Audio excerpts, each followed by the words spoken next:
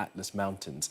It struck at just gone 11 minutes past 11 local time last night.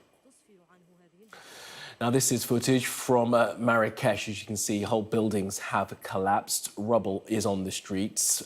Rescuers have been working by hand to try and remove the debris to see if anyone is trapped beneath the fallen stones. Well, let's bring in now local journalist Rida Fakar, who's in Marrakech. Rida, thank you very much for being with us this morning. Tell us about the situation where you are right now. Right now I'm in Marrakech and different parts of Marrakech and different parts of the Atlas Mountains. Rida, you said that you've experienced earthquakes in Morocco before, and I know that they can be quite rare there, but you never experienced one that felt as strong as this. Is that because of how shallow this earthquake was? Yeah, like the first one I've witnessed is that was in Al Hoceima. Like that was a 5, and then the second one was in Rabat 4.9, but this is like 6.8. It was very strong, like really very, very, very, very strong. Like you feel like it's like everything will fall down in the ground, and it's a big strike. The first one was like really, really, really hard. And you mentioned the recovery effort. You said that ambulance have been trying to reach the affected area. I mean, that, I guess, Rida, is in the city. Talk to us about the area where the epicenter of this earthquake was. We're reporting that it's quite a remote region in the high Atlas Mountains. Have rescuers been able to reach that zone yet? And what are they telling local journalists there about what they've found? Yes. The like the local journalists, like the. Hi. Yes, as you mentioned, the death toll was recently updated to over 600 deaths, so it's more than doubled since the first reports last night when the earthquake hit Morocco around 11 p.m. I am now en route to the epicenter near Marrakech, and we have yet to see the damage ourselves, but we were getting updates all night. Starting from cities of Rabat and Casablanca, which were far away from the epicenter, but it was still strong enough to wake up the majority of the population. People spent the night outside their homes, worried about more tremors and earthquake. But in Marrakech and the region around, as you said, the damage was extensive. Some buildings collapsed, and parts of the old Medina, which is a World Heritage UNESCO site. Right. But the absolute damage is in the region around it, a rocky and mountainous area.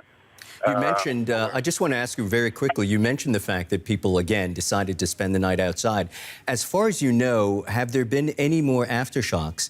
And are people still worried as the hours pass?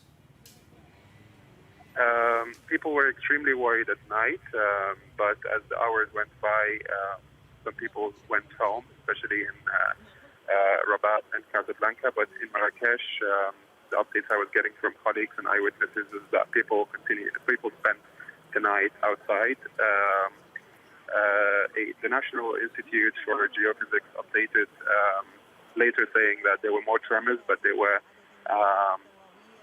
not as hard or as detectable. But yeah, the main hit was the one that occurred close to midnight and terrified the majority of the population. And there is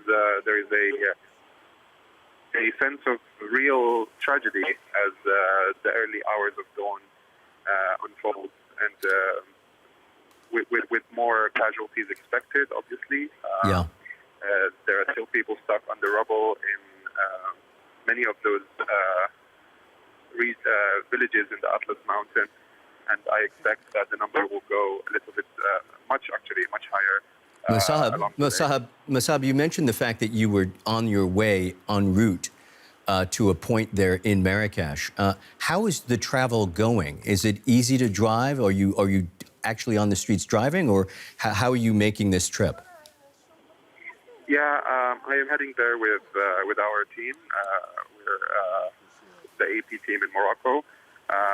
So we're still on the highway that connects Casablanca with Marrakech, and it seems very normal. There's slightly less traffic than usual at this time of the day, but from what I'm seeing online is that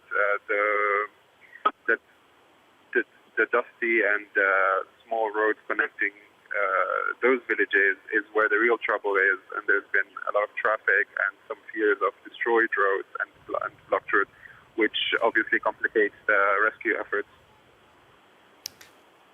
Understood. That is journalist Musahab El-Shami. Many, many thanks.